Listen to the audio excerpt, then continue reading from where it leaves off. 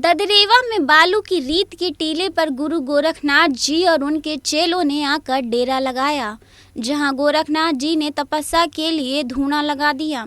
यहाँ के ददरेवा राज की रानी बाछल देवी गुरु जी की शरण में गई और गोरखनाथ जी की सेवा करने लगी। जब गुरु जी ध्यान से जागे तो रानी ने एक संतान की इच्छा के लिए उनसे वर मांगा।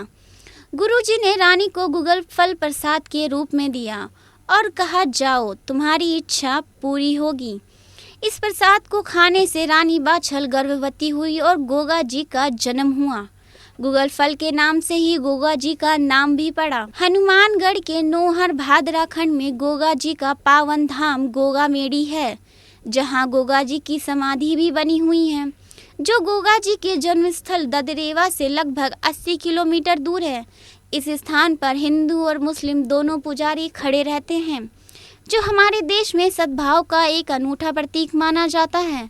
सावन मास की शुक्ल पूर्णिमा से भाद्रपद की शुक्ल पूर्णिमा तक गोगा मेड़ी पर मेले का आयोजन होता है, जो जाहरवीर गोगा जी की समाधि और गुरु गोरखनाथ जी की भक्ति का एक अनुपम नमूना यहाँ देखने को मिलता है।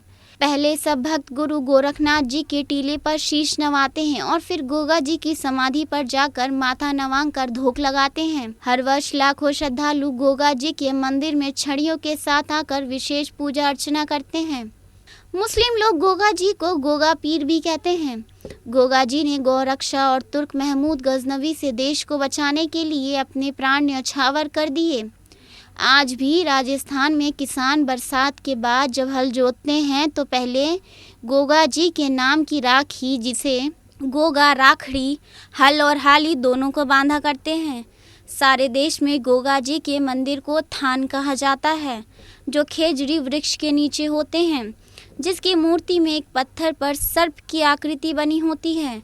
राजस्थान के बागड़ में तो ये कहा जाता है कि गांव-गांव गोगों ने गांव-गांव खेजड़ी। माना जाता है कि युद्ध भूमि में लड़ते समय गोगा जी का सर चुरू जिले में जहां गिरा, उस जिले को शीश मेड़ी तथा युद्ध करते हुए जहां शरीर गिरा उसे गोगा मेड़ी कहा जाता है।